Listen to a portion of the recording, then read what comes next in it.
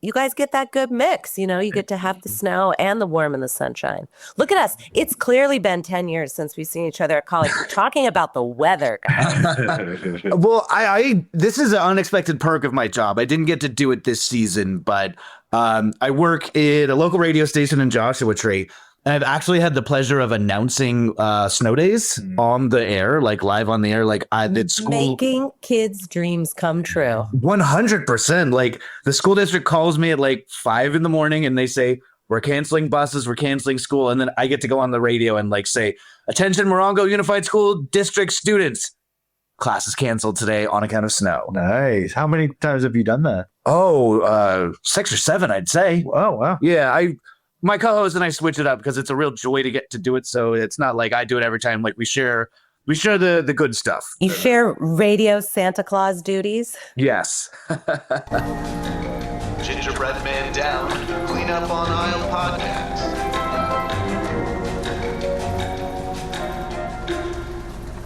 All right, you are listening to Clean Up on Aisle Podcast, the dirty truth about grocery stores.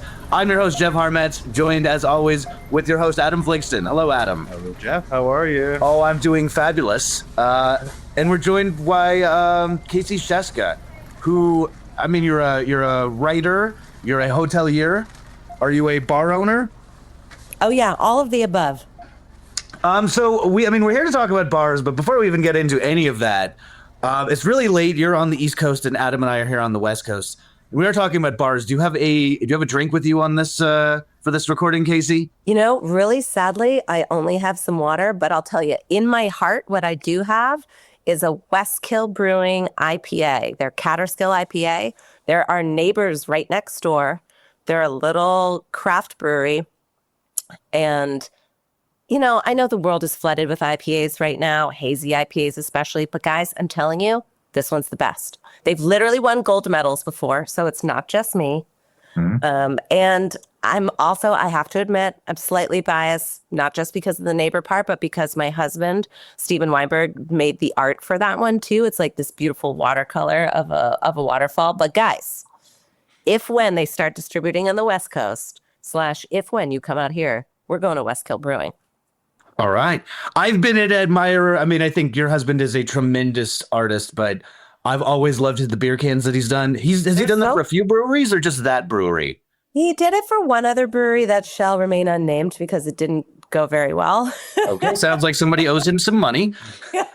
But it's an ongoing thing with Westkill, which is so fun. And then, guys, actually, you know what? I'm going to give you the scoop. Are you ready for this? No one else knows. Exclusive. This is exclusive. I'm doing a beer with Westkill Brewing for my book, The Fountain.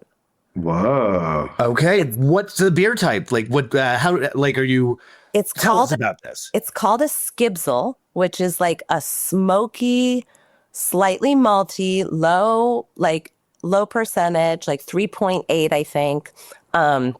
Ship beer, they call it. It's what like Danes used to drink. Like, Europeans would have them on the boats when they were coming over. You drank that instead of water.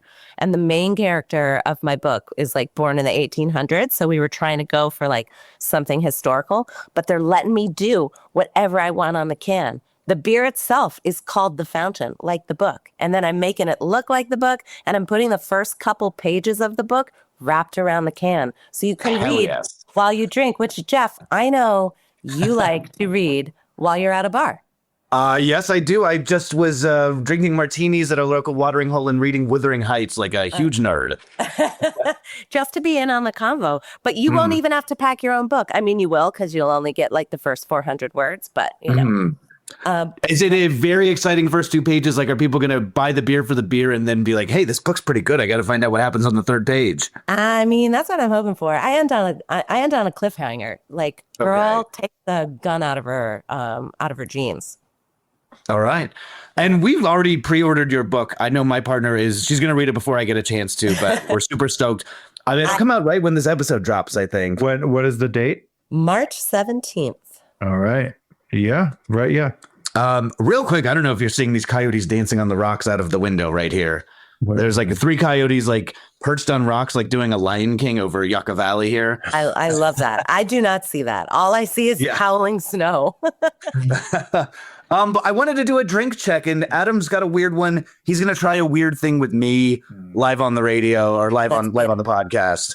You're gonna have to reach for the treat. Wait, mystery flavor? Uh-huh. Okay, but you already know what the. I know it. I've already had a sip of this. Okay. Do you ever see these 99s, these little nasty bottles, Casey? Oh, yes. Treats, Okay. as I've heard them called.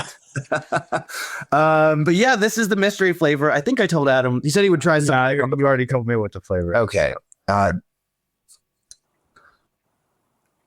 right. From the face, I'm guessing jalapeno banana. No, quite. The banana is not far off. White Significantly chocolate? more. Should I say it? Yeah, you can say it. It's popcorn flavored. Buttered popcorn. Oh, Yeah, just what you want. as Jef then takes a sip with the pinky up. Yum. Is it like, I'm very classy. is it like the Jelly Belly popcorn flavor? Yeah, Very exactly like that, but with nasty burn. the exact Oh, God. same flavor plus the worst alcohol you could Well, imagine. I picked up a set of jelly beans with another college friend of ours. Shout out to Kate Sherwood. This was last year. On a girls' trip, found ourselves in a candy store like you sometimes do. And there were, I don't know, I don't think they're called the belly flops. They're something else, but it's the jelly bellies that are only like the worst flavors. But you have the good flavor and the bad flavor, same color. So you never know. Are you going to get toasted marshmallow? Are you going to get bloody Band-Aid? I tried those on the radio. My partner decided it would be fun to give those for us on the radio, and they were Of like course you know this. actually vile. Like they were really. The Band-Aid one, vomit or There was vomit and like dirty socks or something, and like Dirty socks and stink bug. Like I still have the stink bug taste in my mind. Like that will never leave me. really hideous. And among the many things that J.K. Rowling has inflicted upon this world, and I don't want to get you in trouble as an author, Casey, but she the Bertie Bott's beans that she said that the everything flavor was like the progenitor of like disgusting candy that tricks you or whatever. So Yep. Just one more mark against. But it's been. Oh, I also wanted to point out Adam's can, and I'll do my best to describe this. You offered me one of these. It's a what is it? It's a Paloma. Okay, it looks like you're drinking dish detergent. I know. It caught my eye kind of for that reason. It was at Costco. It was $8 for 4, which is whatever. I don't know. I guess That's fine. normal price. And it's good. Honestly, it tastes like a Paloma that you would get at a Mexican restaurant or something. It's good. All right. Yeah. Fantastic. I wish more things looked like laundry detergent. Like when I was designing stuff as a teen, I'm just like, my secret was just look at a Tide box and just like rip that off, or like take a look at Gain or All and just like do that. That's fun, exciting graphic design. No wonder Tide was so worried about children eating the pods and stuff. It's not just that they look like candy. They're just looking at that dope graphic design too. I mean, they do look really good. You've never eaten a Tide Pod, I hope. Not yet, no, but I do love a chewy candy. The less it is like something that came from nature, the better to me. Somebody should make a Tide Pod, full Full of goo and stuff. Yeah, why not? They do like gummy rats and stuff. Why wouldn't they do a Tide Pod? It's much easier. Probably I don't know. lawsuit bait. Yeah, I was gonna say, should we ask the lawyers? No. What kind of candy are you getting into right now, Casey? I love a licorice. I'm off jelly beans now that I was, screwed by the bloody Band-Aid one and whatnot. Do you like the licorice flavor of the jelly beans? I'll tolerate it. It's not my favorite. I wish in my heart that I was more of a black licorice girl because that seems sophisticated. Yeah. And like when I was little, I always thought that was a taste I was going to grow into. Right. And It's I'm like black coffee or something. Yeah. I'm just sadly not there, Oh, but Are you doing are you getting red vines, or are you having like the sour ropes or the belts or whatever? I like a red vine. I like a red vine as a straw for red wine. Call me crazy. Hell yeah. That one's fun. But I'm also just a good old fashioned Twizzler girl. That tastes like a Barbie to me in a good way, It's a plastic, yeah. But in a good way. Yeah. Yeah, or like a My Little Pony. I love those. Or the little chunky Australian ones, Mm-hmm. Love those as well. And those don't even, I don't think they even pretend to be actual fruit flavors sometimes. They're like, these are green. Mm. You're like, yeah, sign me up. So I know that you've got some youngsters in your house, and are they gravitating towards like weird candies that you're like, oh, what are these kids eating here in 2026? Like, are you shocked by what your kids are finding at the stores? I would be if we lived in a place where there were more stores. Okay. The nearest anything, aside from the brewery next door, is a 20-minute drive away, and it is a little grocery store bar called Van Deusen's, and it's my favorite shop probably in the world. It's basically like a bodega with, like a 5-seater beer and wine bar. Slash it's turning into a concert venue as well, which is pretty fun, like an after-hour situation. But they sell candy there, good old-fashioned like Haribo stuff, plus British things, because he's British. You guys ever get down with wine gummies?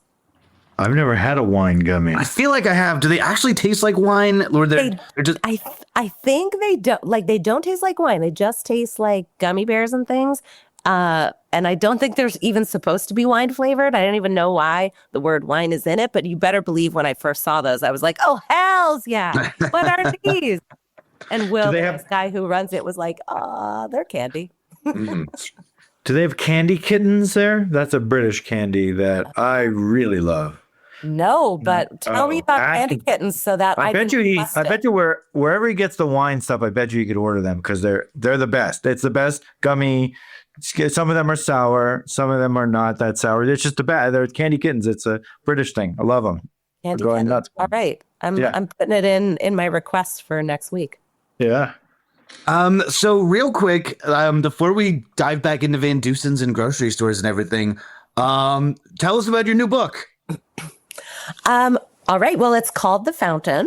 Comes out March 17th, like we said, with Harper. It takes place in a small town in the Catskills. I don't know where I get my ideas. Like they just appear to me out of the ether. And it's about a woman who was born here in the 1800s. Something happened when she was in her 20s that made it such that she and her brother and her mom could no longer age or die. And so they skip town, and she kind of scuttles around the country for like 200 years, like never staying in one place for longer than a handful of years. And finally, in like 2014, she comes back because she is sick of this shit. And she wants to figure out what did this to her so she can reverse it and finally die. And she moves in like into the Airbnb in the shadow of her actual farmhouse that like she and her family had built. And she is the air quotes new girl in town. But of course knows this place better than anybody else does. Awesome. That's cool. Yeah. So now that we're in a post Wuthering Heights world, we're recording this, I guess in end of February. Wait, your life is pre Wuthering Heights, post Wuthering Heights. Well, I was going to say this is the new literary event of the year that we're anticipating. We were anticipating Wuthering Heights. We saw Wuthering Heights, and now we're anticipating The Fountain by Casey Scieszka. I love yes. I'm see Wuthering Heights. Not yet, but I'm so excited to. I love a book to movie adaptation. I had a book club briefly when I was living in San Francisco, where we only read books that were turned into movies, and then we watched the movie all together. It's fun. 99% of the time, readers will say the book is better. Every once in a while, there's one where it's the reverse. No shade, Nicholas Sparks, but the movie was voted better than the book by the crew. But I also love ones where they just go completely off the rails. Because have you seen the movie yet, Ben? Yes, and it goes way off the rails, but it's awesome. It's so good.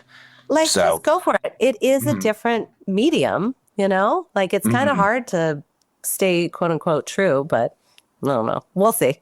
I might have a different opinion once I actually see. I'll call you back up and be like, can we record a postscript? We could definitely do some bonus episode of just doing a little Wuthering Heights talk.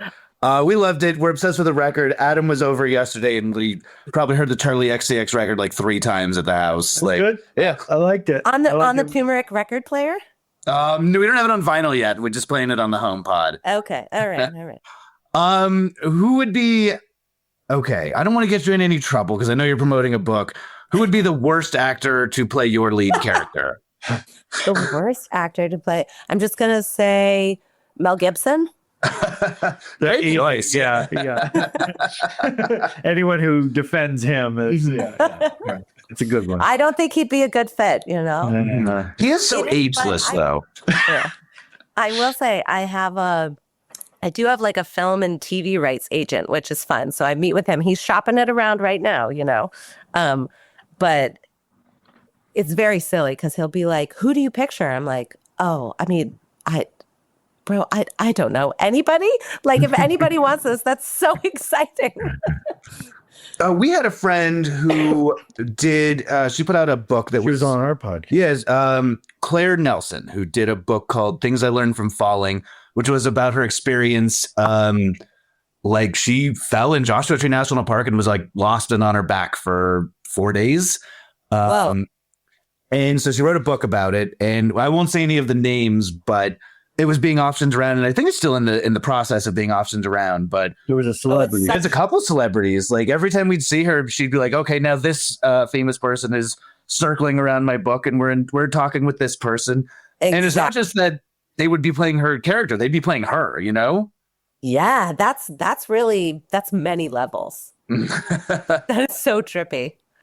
So how long have you run the Fligsten Inn? That's the bar that you and your family operate in the Catskills, right? Yeah. So I've been doing this for 12, almost 13 years. We used to be open 7 days a week all year long. Then we closed during the pandemic. We were kind of the definition of non-essential travel, if you will, being a little bed and bar and all. And then I realized I'd done that American business owner thing where I grew and grew and grew, and I had all these employees and we had all these big things. And then I was like, looked at my life and was like, wait a minute, I'm doing the taxes and like, you know, doing the boiler. Like this isn't why I opened a business. So when we reopened, we now have this new model where it's weekends only, just half the year, and I run the entire show myself. Well, not true. I have a cleaning team who comes once a week. I'll flip rooms sometimes too when I have to. If you ever open a hotel, you get very familiar with laundry and, you know, cleaning toilets and things. You do it all. But yeah, so it's been like that since 2021. And it's been like it's freed up a lot of time. I mean, I'm not going to lie. I'm still like a small business owner. You do it all. You're never off. You never take a day off. But this is how I got to write the fountain and then like have time to now like publicize it and do this. I'll do all this other stuff. I'm like, balance is always a moving target, but this is the balance that I have been aiming for once upon a time. Tell me about the bar. How many seats are there, and do you tend bar all night or how late? I tend bar, do it all. Well, I mean, here's the crazy thing. When we reopened, the bar used to be open until, I don't know, like 11 p.m. every night, which seemed like early I grew up in New York City. So I was like, my God, anything earlier than midnight. And this is just child's play. But now the bar is open from 5 to 8 p.m. Perfect. Because 9 p.m. is country midnight. Sometimes, you know, I'll keep it open late until 9 or 10 if people are really raging. And it is a whopper 3-seater of a bar. We have a legal capacity of 13. Okay. It's so sweet. Friday nights is when all the locals come. Like there's just a standing date. Like there's not even really like a text chain. People just show up at like 4:59 on the dot, and they're all very well trained. They leave at like 7:59. But it'll be like 3 rows of cars. It looks like we're hosting a wedding because we also have a whole bunch of outdoor space. And then people will be checking in on Friday night and they'll be like, "Is there like a party going on this weekend?" I'm like, "Nope, this is just the entire town." Adam is a recent transplant to Joshua Tree, and we call it Desert Midnight here, and it is 9 o'clock. It's the same. Yeah, right? You know what I'm talking about. Are you making like cocktails? Is it just beer and wine? Like, what are you getting into back there? We're doing beer from the neighbors next door, plus some good old-fashioned Genesee in a can, you know? Some NA options for folks who are like hiking. And then wine, we got a whole bunch. And I do 1 cocktail. Well, actually, that's not true, 2. We have a local whiskey and a local vodka. And the one, like, I'll do like a vodka soda, you know, that's, I don't even really count that as a cocktail. It's a mixed drink, technically, I'm told. Exactly. So my other one might technically be a mixed drink as well. We call it the room one because room one is our bar. It's literally the first room in the motel strip that we converted into the bar. When you go to the bathroom, there is still a bathtub in the bathroom, you know? Room one is whiskey with a little bit of our neighbor's maple syrup, a squeeze of lemon over ice. I'll call that a cocktail, right? Yeah, for sure. The lemon makes it. The lemon makes it, right? Yeah, right? yeah. It's dangerously good. I have to water them down for some people sometimes, you know? But yeah. So I've been doing a lot of reading about permit in research for this episode. So how difficult or what was the process for getting legal serving alcohol on premises kind of permit? So coming from New York City, I thought this was going to be like a very big to-do, that I'd be meeting with like community boards and stuff. I even tried to put like a stipulation in the contract when I was buying the property that like, if I didn't get initial approval, like the contract was void or whatever, everyone in town was like, no, don't worry about it. I called town hall. I was like, I want to talk to somebody about like opening this up. And the man was like, well, I think as long as it's not a titty bar, it'll be fine. Yeah, and I was like, excuse me? And you had to change your business plan to adapt. Dude. All right. Yeah, and then I later found out, because I'm on the town planning board. Like I'm involved in the town. I found out it was the head of the highway department who had picked up the phone that day and was remembering that one of the only bar that had been in the town of Lexington that had ever been shut down had been shut down because there had been rumors that they were doing like burlesque shows. You know? So he was basically like, as long as you don't do that, but, and he was right. So basically I went ahead, I went before the town planning board, of which I'm now a member. And I had this whole nice, like, oh, please, please, please letter. Like, this is how hard I'm going to try to be a part of the community, blah, blah, blah, blah, blah. And then everybody like looked it over and was like, all right, you know, as long as you don't let people drunk drive and you're going to have enough parking for everybody. I was like, yeah, sure. They were like, all right, let's just vote right now. I was like, and they all said yes. And I was like, that's it? Nice. That's all we have to do? Let me ask you, now you've got the power, now you're on the board. If another bed and bar wanted to open down the road, would you say, actually, no, you know, we have enough bars in this town? Slammed that door behind me.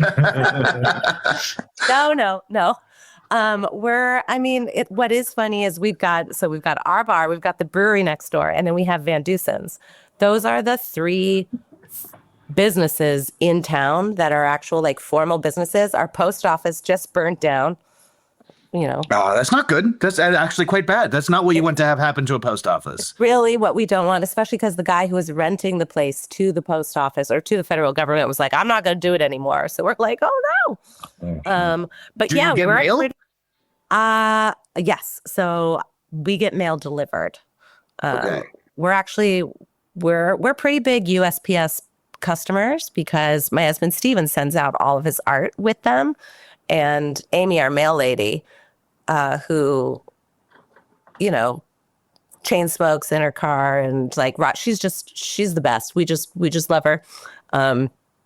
She's like, keep sending this stuff, guys. You're keeping us afloat, basically. But I don't know. We weren't there to put the fire out, so I guess it didn't matter. When you say that the post office burned down, like I imagine like Fire Marshal Bill is coming to deliver your letters, and like he holds it out and it just like kind of crumbles into ash before you can grab it. Very cartoony. Yes, it was a sad moment. It was a sad moment, but. Well, let's dig into some grocery store stuff. I know we keep coming back to Van Deusen's, but before we even get there, you said you grew up in New York. What was your early grocery store going experience like? I had the mini mart across the street. I remember the very first time I was ever allowed like out of the house alone on my own. I was in kindergarten. My mom was in the apartment, watched me from the third floor window, gave me money to go buy a can of tuna from the mini mart. I don't know if like my little brother was napping and she couldn't leave or something. Like I'm not sure.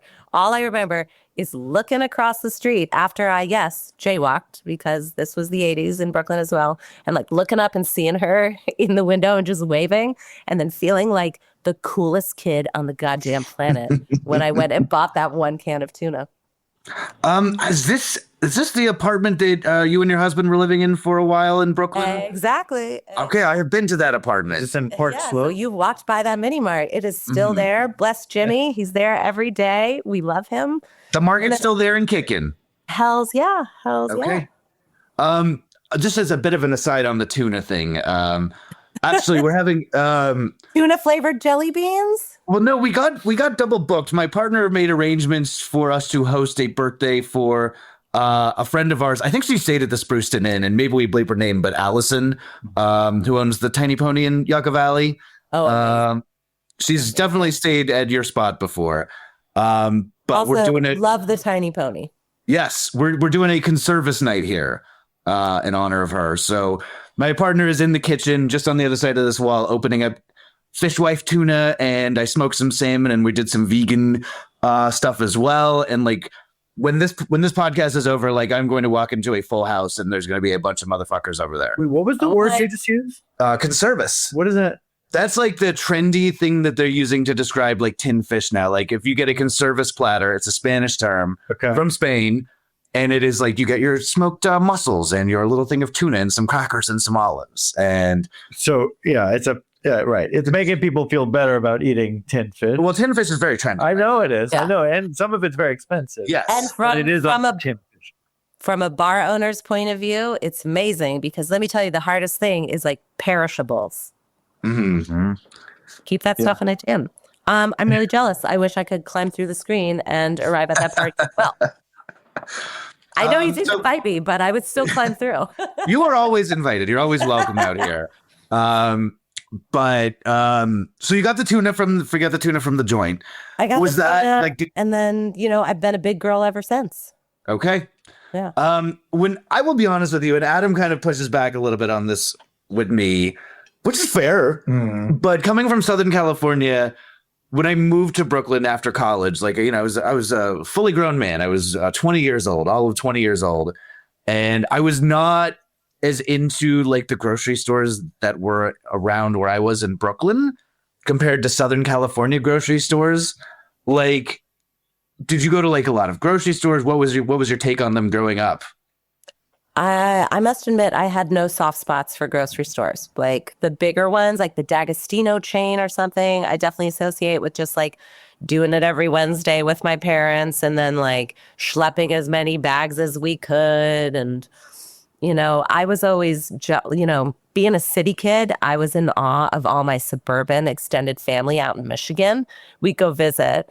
My parents would be like, my God, this is what we ran away from. And my brother and I were, I love their wall-to-wall carpeting, guys. Why don't we have carpeting everywhere? Why don't we have a rec room basement?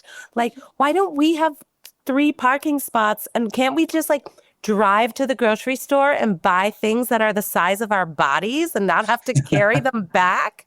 Yeah, you got to get that. Just put it in the back of the station wagon. All these groceries, Exactly. So I don't know. Like my grocery store soft spot in New York City is much more of the bodega corner store. Like I love by that like that mini mart, and there's another one nearby where like I don't know what truck this fruit is falling off the back of, but like you can't go there with a recipe, you know what I mean? Because you'll never know what they have. But sometimes you go and they're like, these raspberries are $1 each. No, you know what? We'll pay you to take these raspberries. That's like how they are. Not one individual raspberry is $1, but the whole basket is The whole basket. This is okay. The whole basket, $1. That's crazy. And just because I always want to know, and you had the reverse experience that I did, how did you find Southern California grocery stores when you came out to Southern California for college? I mean, they were thrilling, but I also wasn't really grocery shopping, I was like, oh, here we go. Plastic handles of liquor. Like that was convenient. You could buy it all in one place. Yeah. I always love I feel very proud that in Southern California you can like go to the grocery store and walk out with like, just a nasty amount of booze. You could get the plastic handles of, Popov and, Jim Beam And cereal and it's everything you need. Yeah, and some licorice, like all the food groups, Mhm. So wait, so Adam, you stand in defense of New York City grocery stores? Then? No. Jeff took his experience in Brooklyn, in a very small area of Brooklyn, and he extended it to the entire East Coast. Gotcha. And he says that all of East Coast grocery stores pale in comparison to Southern California grocery stores. Look, I'm a proud Southern California shopper. What can I say? I see. Is this whole podcast is sponsored by Albertsons? Stater Brothers, but yeah.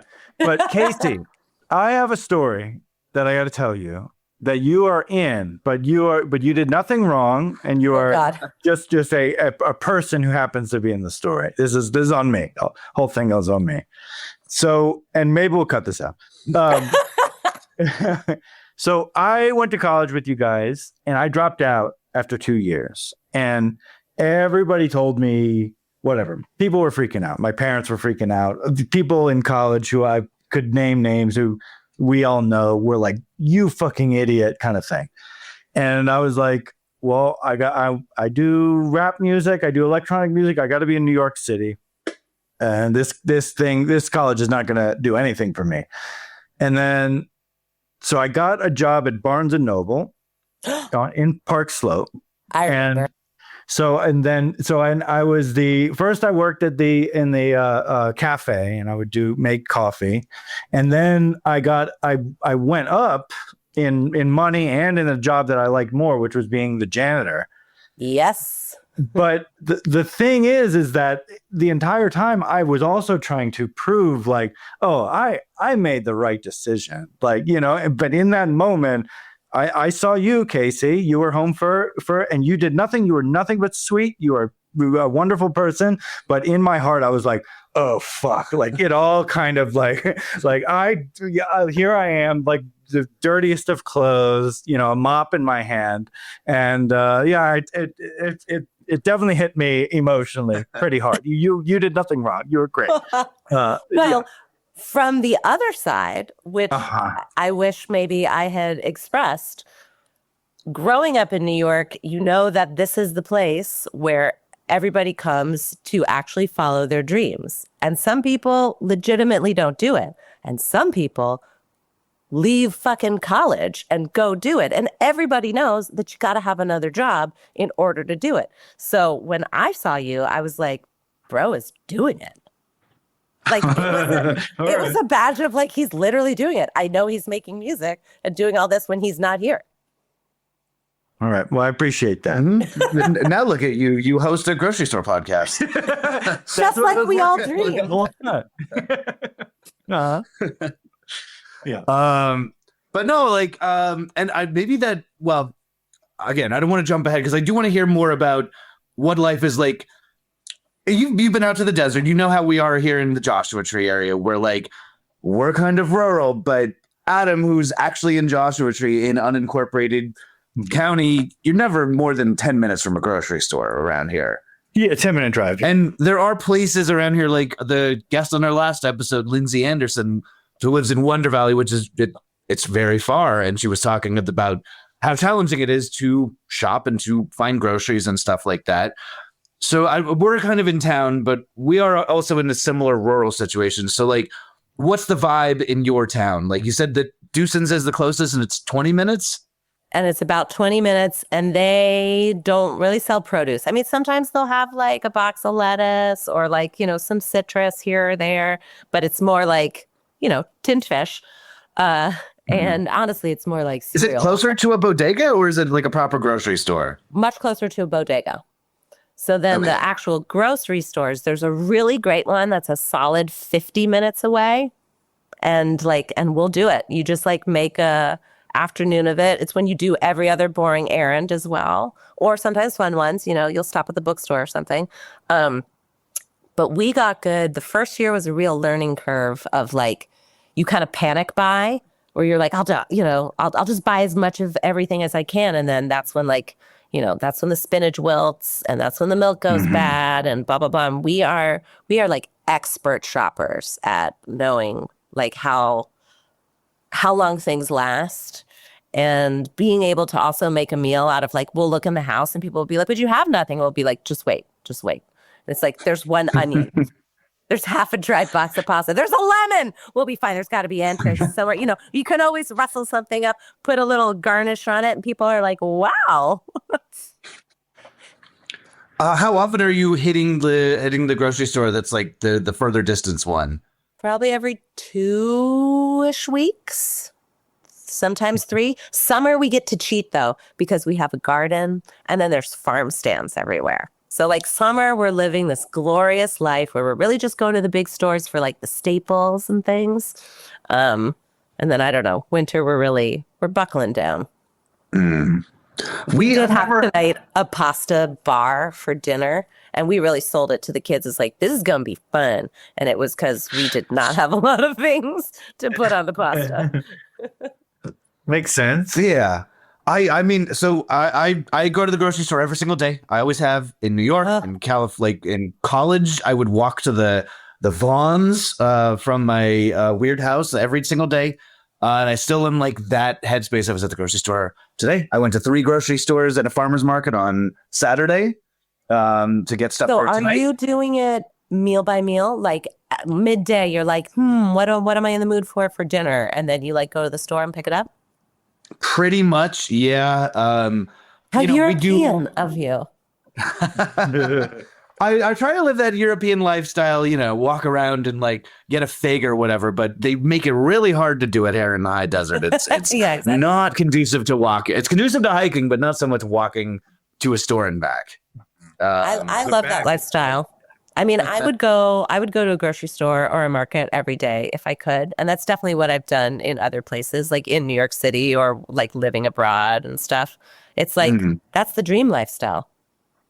When I was in Paris a couple months ago, our Parisian, I think she's like from Brussels, but speaks French. They speak French. Yeah, they speak Brussels, right? That sounds right. Yeah. She was saying that French people hate grocery bags. So when you're walking around in Paris, you see like people just like holding the baguette and like 6 apples and like, a thing of lettuce, and like they just refuse to put anything into a sack. They've got to juggle everything on their own. And I respect that. And why do you respect that? Well, bags are bad. Nobody should have grocery bags. The reusable ones are great. Everyone loves a reusable bag except the French. I think it's like maybe like kind of the mime culture where you have to like be nimble on your fingers. You got to be able to like have the 6 adults balanced, like keep things moving. Oh, I got to get my keys, or I got to answer my phone, and like shifting things around, things like that. So I do feel like it is very, very, very French. 100% mime culture. You're so right. I'm sure they would all agree.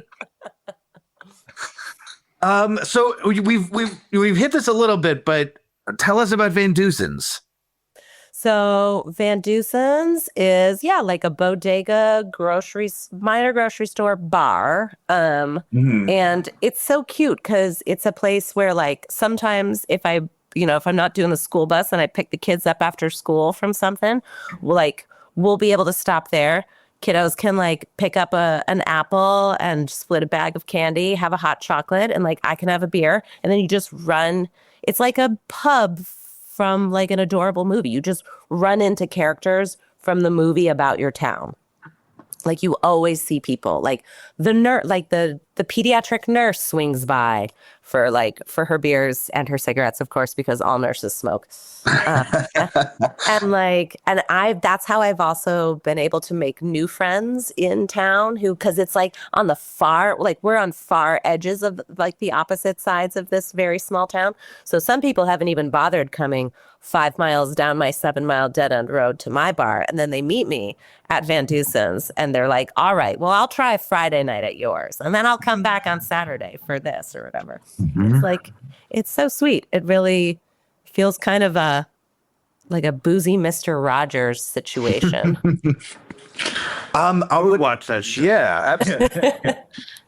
It's not so much the culture, and I don't even really feel like we have it here in the high desert or like I ever had it in LA or New York, but like when I was visiting my sister in London earlier this year, or like late last year, you go to the pub, and that's very British. Like they're in London, they're in like, a kind of a suburban part. Is there carpet on the ground in the pubs? I don't remember if there was carpet or not. Why? What's this carpet? Something about in my brain. British pubs have carpet on the ground. Okay. Yeah, maybe Maybe a nice little area rug near the fireplace. Yeah. Okay. Yeah. But we would the kids were excited to go to the pub in the afternoon, and it's like, oh, we're all going to go hang out. And then they ran into their old teacher, and their old teacher was out with a bunch of other teachers at her new school. And they were all so excited. And it was just yes, we're drinking beer. And there's probably a nasty British lad or three drinking shots of Jameson or whatever. But also it's a second grade teacher reuniting with a 7-year-old.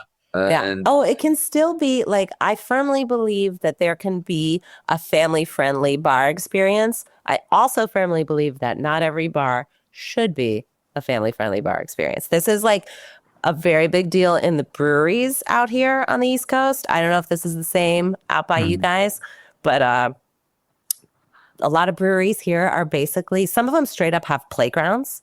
Westkill doesn't. And there's a lot of patrons who are I want a hard cutoff at 5 p.m., no kids, or I want no kids ever, or I want no kids inside or something. But it is also a really sweet space for, and I think it's an old fashioned thing. I don't think people are actually doing something new by having a family friendly space to have a couple of beers during the day and catch up with your neighbors or your other family friends and things like that. So I got a couple of things to say about that. One thing I'll say is, Jef, have you ever been to the Hermosillo in Highland Park? It's right near the downtown area of Highland. Maybe. It's a kid bar. It's an outdoor kid bar. They have coolers and stuff, and it's you get the beer out of the cooler. It's okay. No, I know which one you're talking about. No, I have not. It's not that. It's so the last time I went there, I was with future guest Julian, former guest Jordan. And we saw the parent brought a portable toilet for the kid, a potty for the kid to use. I've seen this too. Yeah. Really? Look, I'm not a parent, but that's a level of comfort and familiarity that I don't know if I would ever get to. That's too far. Yeah. You don't do that. Diaper change. I've seen a diaper change. Diaper change is doable. That's reasonable. Because that's an emergency situation. But I feel like bringing the potty, that's when you put a diaper on. I don't know. Mm-hmm. Yeah. Yeah, I'm with you on that, or at least bring the potty to the bathroom, Mm-hmm. Right. Do they put the potty up on the table? Well, so here's the thing. The kids are not allowed in the bathroom. Because in order to go in the bathroom, you have to enter a line that 21 and older or whatever. All right. The plot thickens. Yeah. I mean, some of these drunks these days, some of these nasty freaks out there, they might just start bringing their own little potties. I'm not going to wait in the bathroom line. I'm just going to shit in the yard. I'll shit while I'm smoking in the backyard of this bar. The new Stadium Pal or whatever. Isn't that the catheter you can have? Sure. Mm-hmm. Where do you land? Obviously, you're hanging out at Van Dusen's. You're bringing the kids on the way back from the school bus, right?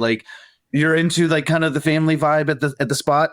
I like the family vibe, but you have to read the room. And this is the thing where I've been trying real hard to teach my kids. I mean, they've grown up with a bar in their backyard, so they're very comfortable with bar culture and all that. But they know you don't sit at the bar. Those seats are not for you.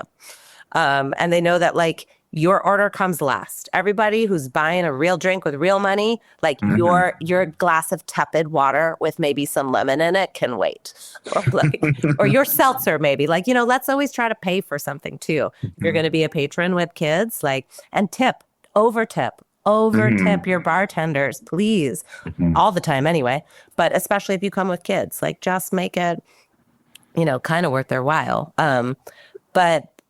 And then, when it's crowded or when it's once it's getting darkish, if there's ever a time where another patron could look at that kid and be should that kid be in bed? That kid should probably not be in a bar, Okay. I mean, when people are and again, I know that you run the bar as well. Is there a time of night where people who are considering maybe making a romantic kind of move, can you tell when you're overseeing the situation? You say, oh, people are starting to get a little touchy, maybe a little kissy, and maybe that's time to take the kids out of here. Have you noticed that at all? I have a really funny experience as a bartender because we've got just 9 rooms, and most of the time it's couples. Sometimes we'll get solo travelers, but it's the very rare time that like 2 solo travelers will meet and then like maybe hook up. I cannot confirm for sure, but I have seen sparks fly before. Most of the time what I see is actually couples come, and it's especially early on, because now a lot of our guests are repeats and they've stayed here a bunch before and they've been together for a long time. But if we're like, we will sometimes be the first weekend getaway for people. So they'll come, they'll check in, maybe they'll have like 1 glass of something, or maybe they'll just like hurry off to their rooms. And then like 15 minutes later, they return like pink-faced and happy. And they realize they have like said everything they could possibly say to each other because they just drove for 2.5 hours and like did the thing they like to do. And then they like sit at the bar and they basically interview me. I have to like be jolly, and I'm like on this weird like 3rd date throuple with people, but I've gotten pretty good at it. And I love when I like get new information out of someone that the like other person didn't know, or they're like, "Did you?" I'm like, "Good, take that. Now I'm gonna go do the bartender thing." Or I just like wash some glasses. It's a very small bar, so I can't. If I go to the other side of the bar, I'm only like 1.5 feet away. Like I can't. But I do keep a bonfire going outside, so I can always go check on the fire. Oh, just excuse me 1 minute. I've got to poke the fire. Yeah. I don't know if you're familiar with it. It's a smaller boutique hotel in Palm Springs that me and my partner will like go stay at for a couple days just to get out of town. The Sparrows Lodge. I haven't been, but it's on my radar. Okay. The last time we were there, there was definitely it's a bit more than 9 rooms. It might be twice that. It might be like 20 rooms, but it's still pretty tiny. And they have like a bar and a Michelin recommended restaurant. Like I love it. I'm a big fan of this place. But we definitely saw like 2 solo travelers like hooking up over the course of the night. Like I ended up talking with them at the bar, and then it would like they started making eyes at each other, and like I was like, oh, I got to excuse myself from this conversation so that they can kind of make their thing happen or whatever. So I love that. Love on the road, man. Absolutely. So one of the things that I keep thinking about with all of this is, and I know that it's like a heavy subject, but the concept of third spaces. And on one hand, like I think there is a bit of rose-colored lenses that the way people talk about third spaces, like they act as if there was a time at which certain things existed and certain things were free, when maybe that's a little like not historical. But on the other hand, there is a lot of truth that we do need to pay some amount of money to exist outside of our house.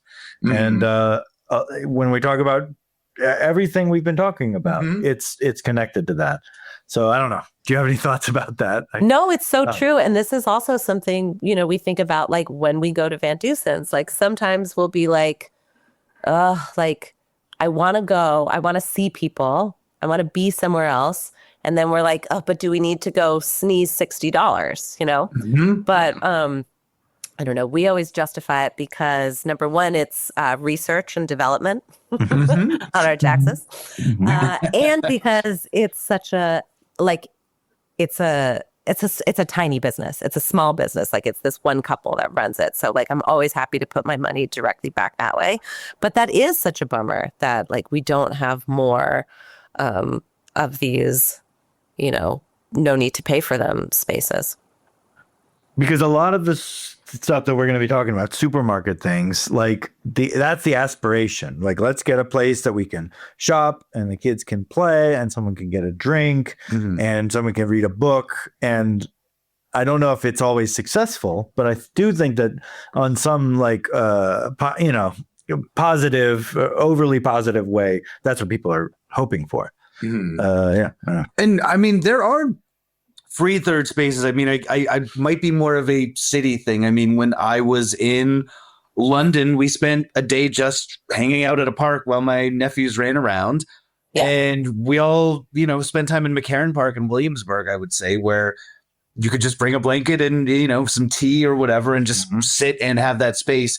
I think now that all three of us are in more rural areas, it maybe places that people congregate is a little bit more harder to find without paying that entry fee of a glass of beer or whatever. Totally. I feel like in North America, we're missing the plaza. I spent a summer in Colombia and it was so fun. Any town we went to, you just go to the plaza and there were bars, there were shops, people could buy stuff, but you could also just exist in that free space and get to know, I don't know, run into the person who also ran your hostel or, whatever it was. Maybe someone was playing music. I mean, funnily enough, I think this is where town fountains used to be. You used to come get your free water and then also your gas. I never even thought of fountains as a place to drink water out of until right now. But that's nice. Yeah, it's your local watering hole. Yeah, exactly. I used to spend a lot of time in Union Square in New York and just sit on the benches and hang out, and I'll probably put on some music and just sit on a bench and kill time and just, I don't think I ran into people that much, but that was a big place for me when I was living in New York and had no money to, it is set up like a plaza. Yeah. The way it is, but yeah.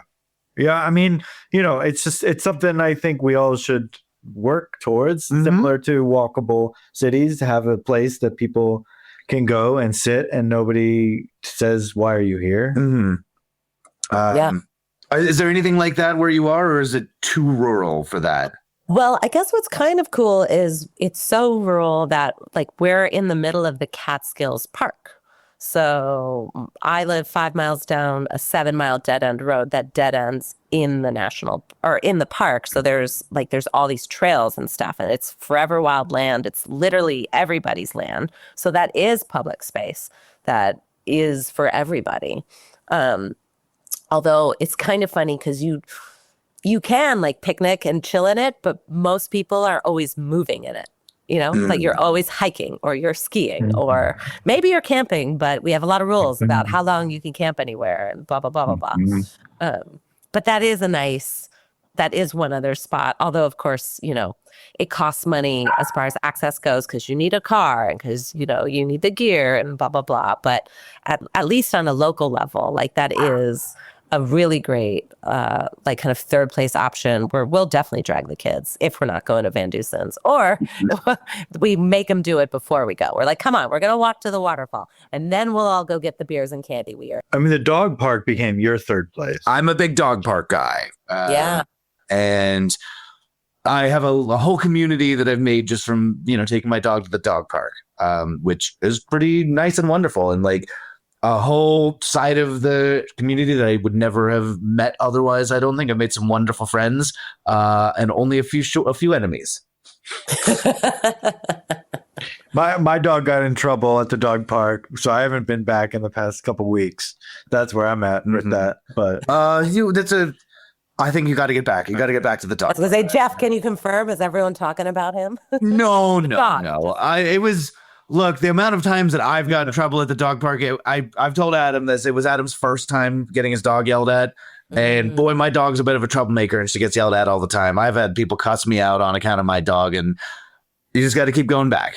Oh, yeah. You outlast the cussers. Yeah. We used to have a hound, and one time, guests would see him running around sometimes. And one time, a real dog lover was like, would you say, his name was Waldo, would you say Waldo is a really intelligent dog? And I was like, no. And the whole bar gasped. And it was like, he's not my child. I love him, but he is not a smart dog. Look, some dogs are not smart. My dog is extremely smart, and I always say, what did being extremely smart ever get anybody anyway in this world? So, as she is that way, it's not good, but she'd be happier if she getting kicked out of the dog park for being too sassy, for having good comebacks, for standing up for herself. So we should probably jump into the topic at hand. And I think that you picked this one. We sent you a list. We always send our guests a list of a few topics. and it seems like you really jumped at bars and grocery stores, right? Yeah, exactly. I mean, Van Dusen's, is that your first experience? Talking about Van Dusen's.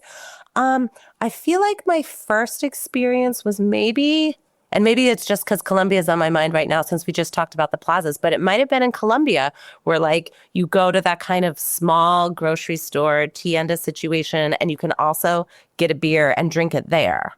And I was like, I love this combination. Why don't we have this in America? Mm-hmm. What year was that? Like, do you remember, like, roughly? Like 2011-ish.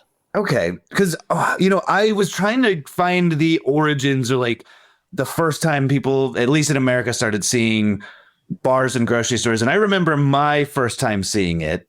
But like, and maybe you found some different answers, but like I'm seeing like 2008, 2009 is kind of like when we were first starting to see that. So when you were at this bar in Colombia, did it feel like this bar had been in this grocery store forever and this was part of the culture, or was it like kind of a newer thing? It seemed like it was forever, and they were just like changing what type of beer they sold now, Okay. Because I know that at least in America, and maybe this is a European thing, all of the European grocery stores, like I've not traveled through South America, but when I've been to, India, and Casey, you are one of the most well-traveled people I know, I feel like. You've been all over and back, right? And back. And then, which is why when I told everyone I was like, moving to the Catskills and opening up a hotel, they were all like, whatever, like you lived in literal Timbuktu, like this is fine. Also, nobody thought we were gonna last here. They're like, yeah, you'll live there for like 1 year, good luck, tell me when you're up to whatever's next. But is that something that you have seen a lot more in your travels, like obviously Colombia, but is that a type of thing that you see elsewhere in South America? Trying to think. I spent a lot of time in like the Muslim world, so like not so much there. Yeah, not a big bar culture. No, and then in like China and through Southeast Asia, my favorite combo, which is not a grocery store, but in Vietnam, you could go to the jade stores, like the jade jewelry stores, and from like 12 p.m. on, inexplicably to me, they would have a keg and tiny stools, and you could just sit outside the jade jewelry store and buy 10-cent beers from them. I was like, what is this combo? Nice. All right. That sounds incredible. It wasn't just one jade store. It was like, oh, you could go get a beer at the jade stores, Did you get drunk and impulse buy jade? I got drunk and almost impulse bought, but I was a really underfunded backpacker, so it would have blown the whole budget. Well, based on what I was seeing, the earliest reference I could actually find to bars in grocery stores in America was a mini chain called DeChico and Sons. That was in New York. I believe it was like upstate, and they said that like around 2008 they built a bar in one of their grocery stores, and people like said that they were, the quote here is they thought we were crazy. And this article is from 2017. The best idea. Yeah, everybody is doing it now. And he's like, this article from Grocery Diet from 2017 done 8 years later, they're saying like they look very, very sane. Like they are like, this was the best decision anybody could have done at that time. And like, maybe they didn't invent this concept, but they certainly were like among the first in US America. Did you find anything concrete about the first people to do it? No. And I have a feeling, I'm sure if we researched, there would be other people who thought it's not a revolutionary idea, but 2009 is about the earliest I was able to find articles about it. Mm-hmm. So, yeah. And when you go to the grocery store every day, are you telling us that you're actually going to the bar every day? there's no grocery stores in our community that have a bar. Yet. So they are putting them in, like, we have a Vons, which is the same as a Safeway. Mm-hmm. And are they putting in bars and Safeways? I don't know if they quite are yet. I haven't seen. You have to reach a certain. I was able to find some of them closing. Really? Yeah. So it's not a one-way trend. But, okay. But yeah. So there was a Whole Foods that I used to go to in El Segundo, And that was the first bar in a grocery store I had ever seen. What year was that about? 2011 or 10, maybe. And then they're serving beer and wine. Beer and wine, no spirits, but At least in California. Yeah, all stuff they're selling at the store too. No, it's not like you could just open like a corkage fee thing. They had a select thing, but yeah, I think there was the Venn diagram overlapped in terms of what was in the store. Like try this here and buy it next time, kind of thing. Yeah, and stuff on tap and like bottles of wine and things like that. The first one I saw, I mean, we will do a whole episode about this. We've got a special guest saved for this particular episode, but when you remember the house, I can't wait to tune in. The Silver Lake house that me and my partner moved into up in the trees there in Silver Lake, California. And we moved there and there was like a Ralph's that was walking distance. And I think the week that we moved there, they closed the Ralph's and put in like the Whole Foods company was testing their Trader Joe's knockoff called Whole Foods 365. It was the very first one that was like the prototype for the Whole Foods 365 experience. And so that meant that we moved to this new house. They closed the grocery store for a year and put in a much shittier grocery store. I hate Whole Foods 365. And they had like a beer. Maybe they did wine. There was beer, coffee, and probably wine. And you could like sit at the counter. That wasn't the vegan place that was there. That was separate of that? Or do you know what I'm talking about? No, the Whole Foods 365. I don't know if it's I think it's the same location that I'm talking about. They did put in a vegan. Yeah. So it's okay. When they opened, they put in a vegan cafe. Yeah. The vegan cafe flopped, right? Yep. Then they put in the bar. They're like, what's the spiritual opposite? A bar. Yeah. Dude, I forgot about that vegan. Wow, this is a whole different, another episode. When we saw the menu for this vegan bar that they were putting in, we were like fucking heartbroken. I went there and I give it 2 thumbs down. Yeah, did not last. And then they put in a bar, and I have to say, I never ever. Maybe one time as like a gag, like with some of our friends who are gagsters, who were like, "Oh, wouldn't it be funny if we like had a beer at the Whole Foods or whatever?" I really love the idea that y'all are not gangsters, you're gagsters. It's one letter off, but yeah, but a big difference in meaning. Still menacing. So I'm going to cut out the next word that I say. So someone who I know very well was convinced that the Whole Foods bar, the one that I'm talking about, 2010, that is now closed, was the best place to meet women. He was convinced that was like the epicenter, that was the sweet spot where I guess, I don't know, hot women would be shopping and you would be, you would be inebriated and whatever. Yeah. And this is how he met wives 2, 3, and 4. No, I don't think his theory played out. And again, we might have to do an episode about, the pickup artistry of a grocery store, but I do think the grocery store is like the worst place to try and like be a swinging single and like try and like mingle. I'm gonna find a date and like, hey, this girl's trying to buy some artichokes. What if I like asked her about some others, like she watched the TV show last night and can I get her phone number? Yeah. There's too much pressure too, where you're then shopping as like a visual experience, like as a dating profile, like what is in your cart, like I don't like this grocery store judgment. I know it happens anyway. I go around judging people. I love looking at people's carts. I'm like, what the hell are you making? When I bump into people that I know and like, especially like people that I work with at the grocery store, I'm trying to divert my eyes. I do not want to see what they're buying. It's too intimate. It's way too intimate. It's an invasion of privacy. If I like bump into you and we're having a conversation, I'm not allowed to scan your fucking shopping cart. Yeah, totally. You got to keep the eyes up top. My eyes are up here, please. Completely. Maintaining eye contact. We have a lot.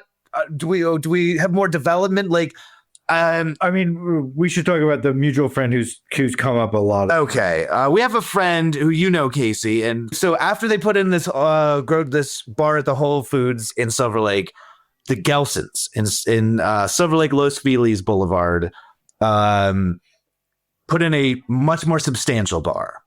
And our friend moved to this neighborhood because there was like Los Feliz, then sort of like that area used to be really renowned for having a lot of gay bars. Mm-hmm. And so he was like, I would like to live within walking distance of a bunch of gay bars. Mm-hmm.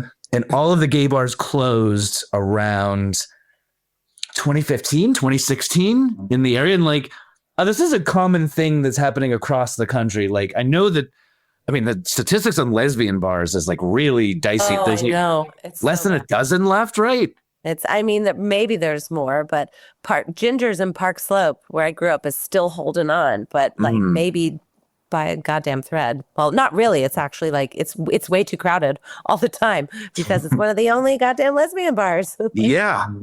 Well, so they opened this Gelson's bar and he lived really close to it, and he just started going to the Gelson's not the Gelson's bars in general, this specific Gelson's bar. It is his regular pub. That is where he always is. And I have had drinks at the Gelson's. I have too.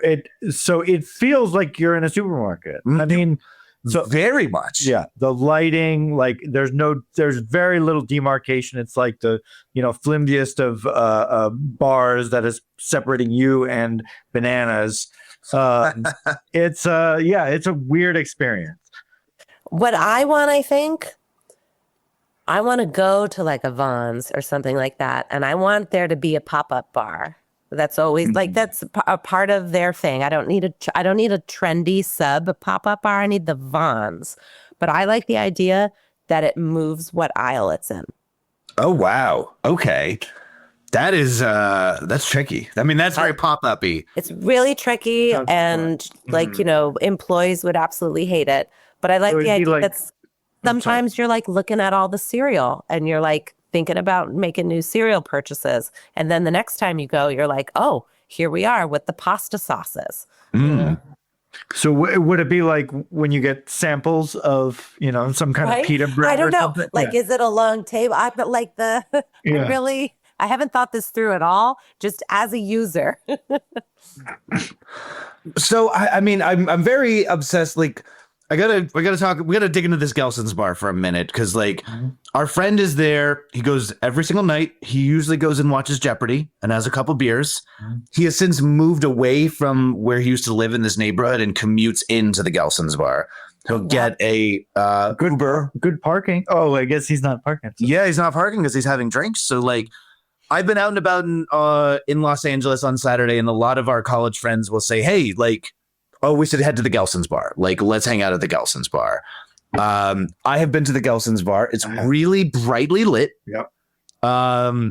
It feels very sterile. Like, it feels like you are just in an extension of like a very clean, sparkling grocery store. Like, Gelson's is a higher end spot, and it doesn't have like much of a vibe to it. No. But there's a TV where you can watch Jeopardy? Yes. And there's like dedicated bartender. It's a huge bar. Like the bar at Gelson's is probably bigger than the Spruceton Inn bar, I would imagine.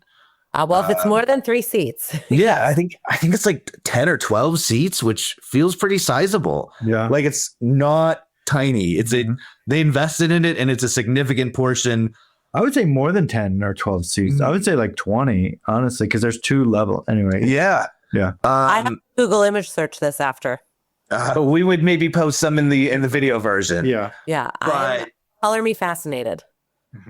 like, so our friend this has become his third space, and he has like made friends there. Like, if you go to a party at his house, it is mostly people he knows from the Gelson's bar, which is great. They're wonderful, lovely people.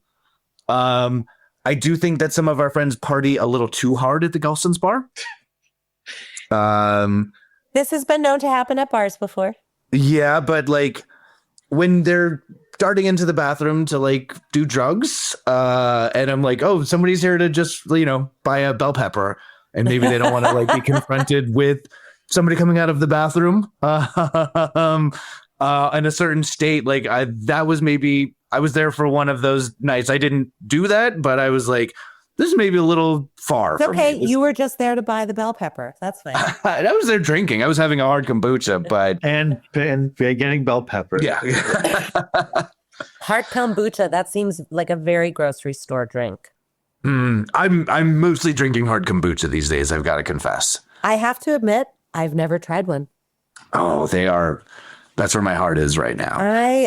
All right. So convert me to the hard kombucha, but while knowing this, I love sour things and pickled things and all this goodness. The first time I had just a regular kombucha, like it made me feel even kind of just like dizzy and yucky. Oh, well, that's what I like about it. I mean, Do I need to lean into that feeling? I would say most of them, but although some do, but most don't have that like real like punch you in the mouth foot taste that regular kombucha has. They're a little mellower. Most of them are kind of feels like halfway between I don't know, soda and having that flavor. I would honestly compare. I mean, some of the milder ones are a little bit more like a sour beer. Like I'd say have a lot in common with sour cider, maybe. Yeah, exactly. Like there was a brewery in Los Angeles, and we're a little off topic. I mean, I might have actually had this at Gelson's. I used to get this at the Gelson's in Silver Lake, but it was called 101 Cider, and it was really funky. It was like it came in like a wine-sized bottle, and it was just a really like very vinegary kind of cider, like very fermented. And that was before hard kombuchas was a thing. And I was obsessed with this like really funky cider. And they went away. I don't know if they're still around. I think they went out of business. Yeah. But hard kombucha really filled that gap for me. And I was like, 101 cider was like, it walked so that I could run with hard kombucha. And then like all on my fucking face. There's definitely something going on in the booze world right now where there's the Venn diagram between like kombucha, cider, and then natural wine as well. Very, absolutely. Some natural wine has that foot taste. I mean, I love me a lot of natty wines. And then every once in a while I'll open one up and I'm like, I think you just did this badly. Yeah. I don't think this is like natural. I think it's just a bad wine. Yeah. Well, I wanted to hit on this. I wanted to ask you all this is the person that you were mentioning used to say that the grocery store bar was a great place to pick up on ladies. It is not. No. And like they're at this Gelson's that our friends hang out at, like Pauly Shore has been spotted there drinking. Our friends have had drinks with Pauly Shore. Oh my God. I love that. Exactly the Hollywood celebrity. Yes. I'm not being sarcastic. That's not, yeah. Wait, can Pauly Shore be in the movie of my book? Do you think we can make that happen? And then Patton Oswalt, the comedian, used to shop at that Gelson's at least, and would go into the Gelson's and like take a video of everybody at the bar, including our friend, and say, I cannot believe these people are drinking at Gelson's right now. And he did that a bunch. One that went viral on formerly Twitter. But I mean, is he wrong? Well, that's what I wanted to ask y'all. Like, what's the vibe at Van Deusen's? Because it seems like it's homey and fun and puppy, right? And it depends on the time of day. So in the mornings, like it's coffee and stuff. Like you know, you can get a beer. I don't know, whenever you legally can. But no one really does until like the afternoon. The contractors like come in around 3:00, and then like school kids do. And families and stuff. And then the whole thing, it shuts down by 7 p.m. So people, and again, it's only beer and wine. So people aren't going like that crazy. The school kids aren't getting Boilermakers is what you're saying. Not that I know of yet. Also, because this is still the middle of nowhere, like school kids are not wandering in on their own. Like they have to be driven in by their family who's there to like pick up chocolate milk and, you know, and then basically you go to get the one or two things and then you stay if you see someone. Okay. Which is just a vibe. That sounds like a fun, nice vibe. So there's a different Whole Foods also on the west side. This is in Playa Vista, and it has a bar currently. And I would say they have a decent vibe there. Okay, it is a separate spot. You have to go through a regular sized door to enter it. You can bring your like pizza, your sandwich, or whatever food you get at Whole Foods if you want. I think you can even bring booze that you buy at Whole Foods with no corkage fee and just drink it there. and there's TVs, and it just kind of feels like whatever, a random little. It's dark, so it feels like a regular bar. I feel like that's fine. It's just connected to Whole Foods. The dark is different. It's definitely like store bright at Van Dusen's, but I also think that is appropriate for getting people to leave at 7. I like going into a dark bar. I like that if I'm sitting and having a very intimate conversation with somebody, and not a sexual conversation, just like, and I'm serious. Like if I'm sitting with you at a bar and we're getting into it, like we're getting intimate. And I don't want everybody to be like, man, Jeff's skin is looking like real dry today. Like I do. That's distracting from the conversation, and like the harsh grocery store lighting, like is banana lighting. Like I want to look at the banana, or I want to look at the pear and say like, is this pear fucked up? Do I want to get a different pear? That's not what I want to apply to like my face when I'm trying to like have a nice time with a person. I know what you're saying. And I definitely like if I'm trying to catch up with a friend, we don't necessarily go to Van Dusen's because, I don't want them looking at my banana skin or and because you're going to run into someone. But I totally feel you. There's less of that like cozy, dark, having your little convo in the corner, or where people can be right on top of each other, but you pretend like you're not there. That's a totally different vibe. Yeah. And I would, just to get back into the history of this stuff a little bit, like shockingly, all of the bars, and I know you said it's kind of maybe fading a little bit, but like there was a huge reinvestment in the bars at grocery stores, like in the pandemic. Like maybe these were all projects around the book since 2019, but like the bar and the grocery store vibe exploded in 2020. I think maybe people, do you think it was like they made the decisions to like sign the contract for the work prior to the pandemic, or was this like a way of getting people back into places again? Well, they were, it's a lot. It's a combination of everything. They could skirt certain laws. Okay. because it was like an essential place that other places couldn't claim. Okay. They could sell pre-made cocktails, which they couldn't do previously, but at least in California, they lifted the rule for that. And I also think just everybody was like, rules don't fucking apply. Let's just, anyway, we can get through this fucking thing as long as you're not hurting anybody. Yeah. Yeah. So, definitely a big explosion in that. I have this article from, I forget where it was from, but there's a Publix that they were calling Clublix. It's from Fox News. I have that same article. The supermarket goes viral after letting, they're late to the game. It's Fox News. That's 2025. Yeah. But Clublix, where everybody goes to the Publix and gets lit, and like they push carts with cup holders. Yeah, they put a cup holder in the cart. But people, according to this Puff Piece article, people really enjoy it.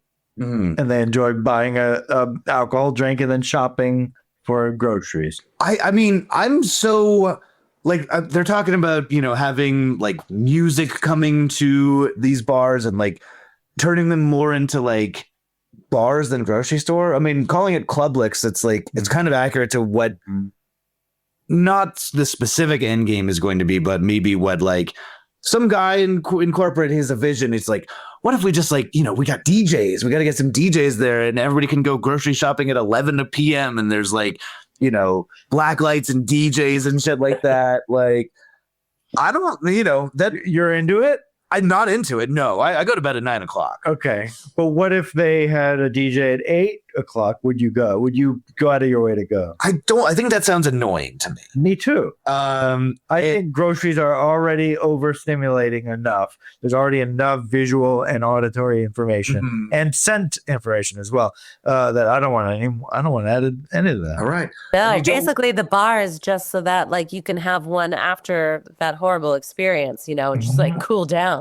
Be like, I did it. I got my stuff. I made it through checkout. Yeah. You don't want to have to deal with like a cokehead going to the magazine. I want to try to get the new issue of GQ while I'm in line, and there's like some guys doing fucking cocaine right next to me here. So, that's also the other end game, I guess. Yeah, that's the thing about bars. do attract seedy people. That is the historical truth. It keeps them out of grocery stores, and now they're trying to put them back into grocery stores. Yeah. Anything else that we want to hit on this topic? I read a lot about permitting. Okay, tell us about permitting.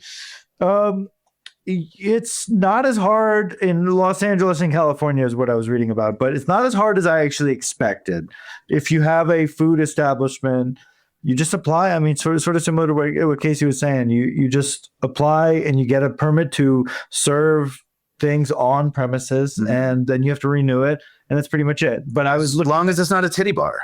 As long as it's not a titty bar. New York also has weird rules where like we can serve the beer to go, or not serve it, but we can, like at my bar, I can sell closed cans of beer to go because I also have a grocery store license, but you can't do that for wine. And you're like, why? interesting.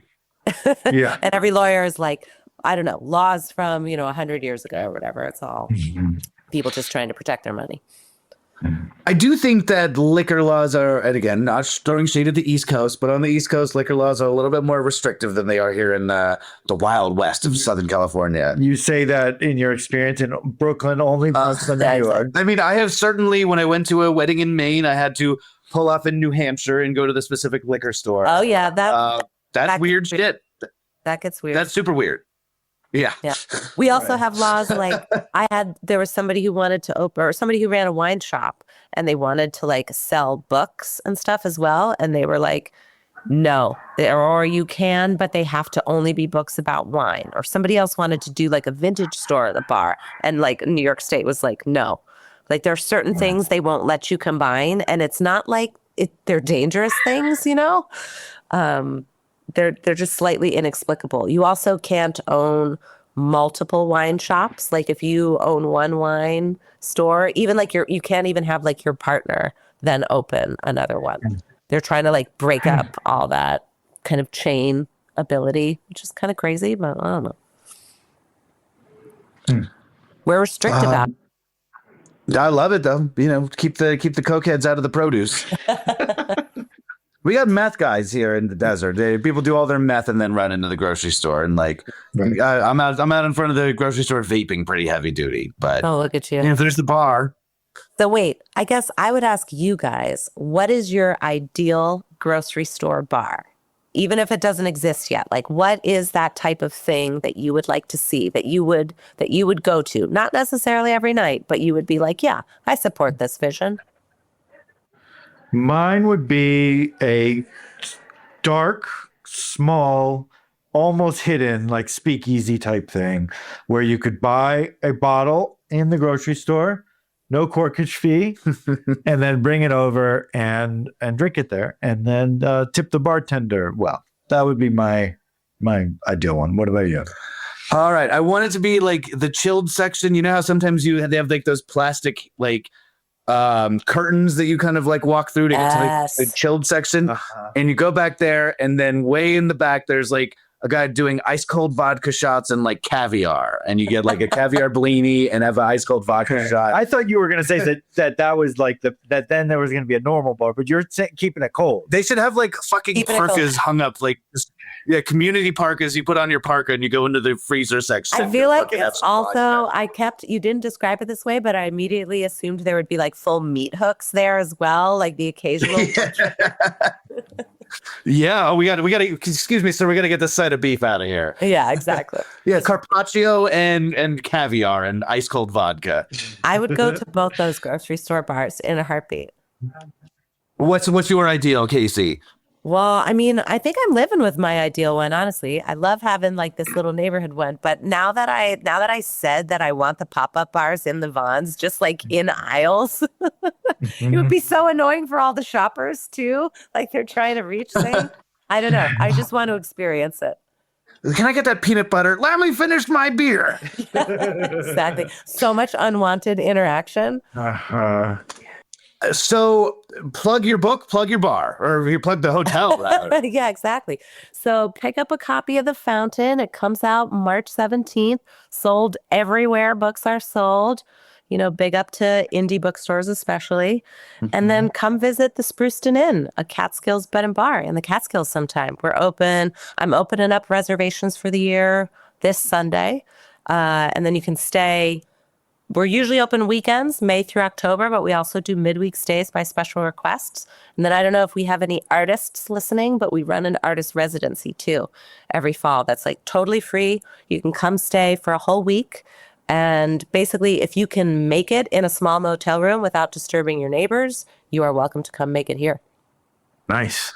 One thing I want to say is that bookshop.org, I have a good authority that local independent people do get paid decently. So if you go to bookshop.org and you order it, they will ask you what your local bookstore is that you want to give a cut to, and they will give a cut to it. And it's a good way of getting it delivered to your house and supporting a local place. Heck yeah. While buying a book. So Same for audiobooks. You can do Libro FM, and you can choose whatever local bookstore you want to like get the money from that purchase.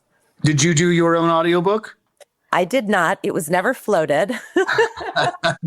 But what was fun was they sent me a list of names for like double checking pronunciation. And some of them were for like, local mountains or like character names.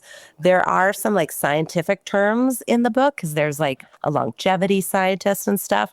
And they put those on the list. And I was like, guys, I've never said these fucking words aloud either. Like, these are big science words. Like, I was about to like Google it and record them, and I'm like, no, they can do this same thing. So Yeah. I don't know. I'm excited to hear how it turned out. Yeah. Are you doing any big book tour type stuff? Are you doing any signings in the next couple months or anything? And yeah, it's unfortunately still just up and down the East Coast, not out West Coast yet. So I'm just going to be stuck with the bad grocery store scene, But I'll be in New York and New Jersey and upstate New York down to DC and around Philly.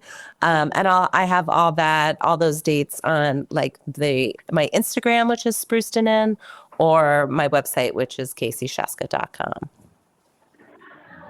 All right, and that's an easy one to spell. People can find that. Yeah, exactly. You can totally sort that out. Yeah. All right, Casey. Well, we're so happy that you joined us. This was a really big treat, and I'm glad that it could coincide with your book too. I don't know if you've been able to hear it, but the party is ramping up in my house at the moment. I know. I'm so excited. Go enjoy all your fancy tinned fish. All right, we sure will. And again, check out The Fountain by Casey Scieszka. Check out the Spruceton Inn. Such a fun hang with you. So thank you so much. Too. Thanks so much for having me. Yes. For Adam Fligsten and myself, Jef Harmatz, this has been Clean Up on IL podcast. Thank you.